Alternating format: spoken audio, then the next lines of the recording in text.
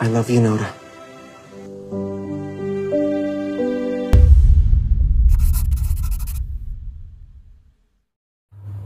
Halo semuanya, kali ini The Lockdown akan merangkum alur cerita web series dari Indonesia yang berjudul Little Mom. Dan sebelum memulai video ini, kalian bisa klik dulu tombol subscribe-nya, lalu kita mulai filmnya.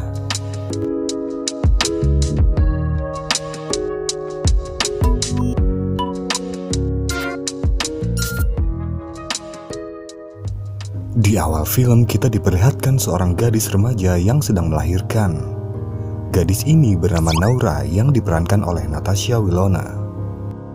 Sebagai gambaran singkat, Naura adalah gadis yang pintar dan ambisius dalam mengejar mimpi dan cita-citanya. Namun semuanya menjadi sia-sia karena kejadian ini. Lalu kita sedikit flashback pada sebuah rumah makan sederhana di bawah jembatan rel kereta yang memperlihatkan Naura kecil tengah membantu orang tuanya yang sedang berjualan. Dan tiba-tiba di rumah makan itu ada seorang wanita hamil yang tengah kontraksi.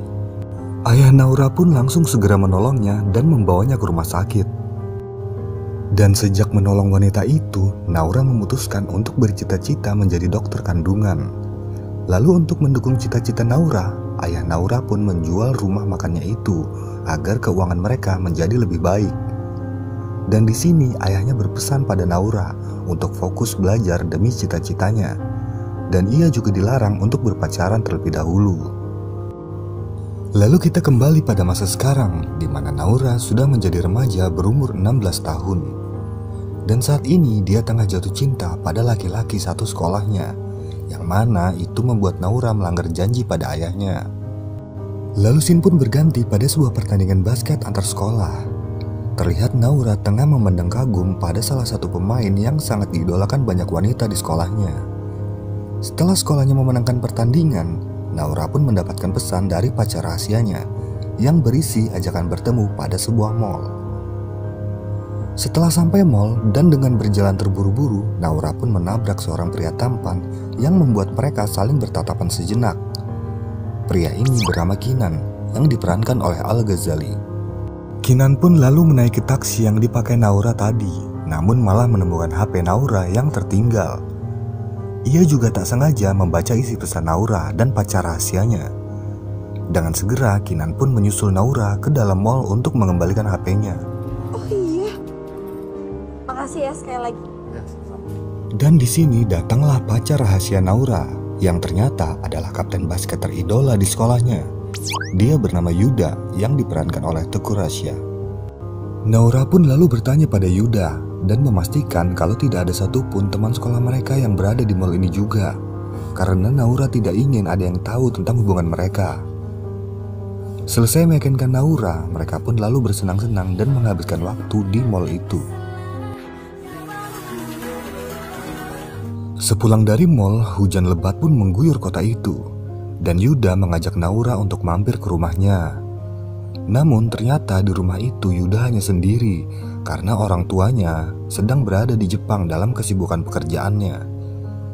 Dan malam itu Yuda memberikan Naura sebuah kalung sebagai hadiah perayaan 2 bulanan hari jadi mereka. Naura pun juga memberikan hadiah ikat kepala bertuliskan nama inisial mereka berdua.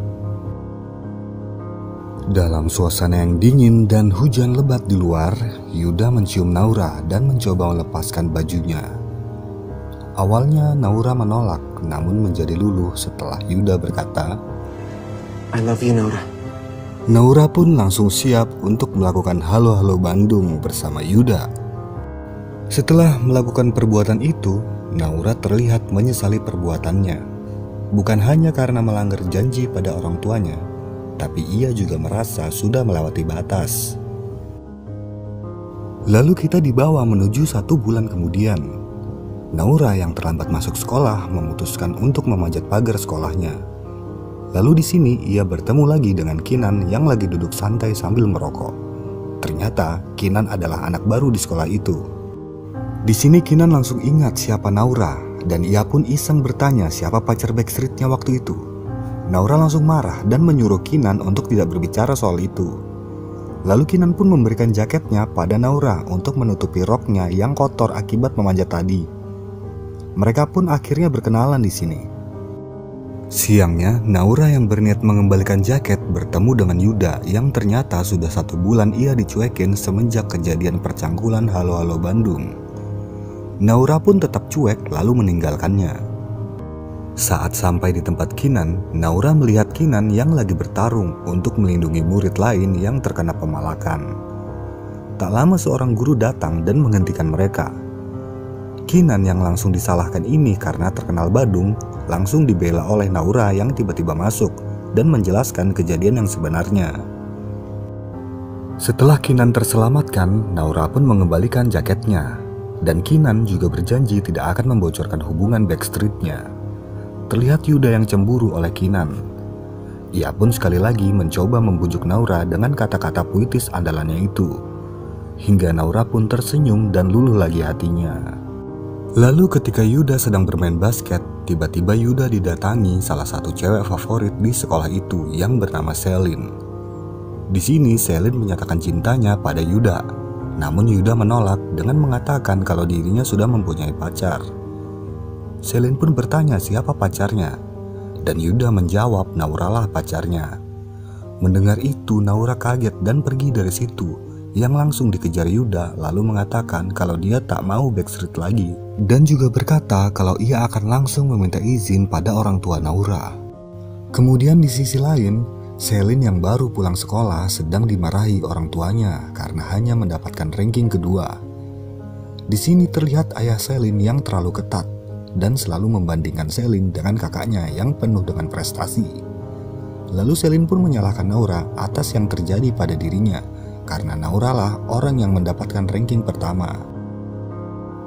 Lalu kita juga diperlihatkan kehidupan Kinan, seorang anak pebisnis hotel yang kaya raya. Namun karena orang tuanya bercerai, Kinan pun menjadi anak yang terkenal suka berbuat onar. Di saat yang sama, Yuda pun meminta izin untuk berpacaran kepada orang tua Naura.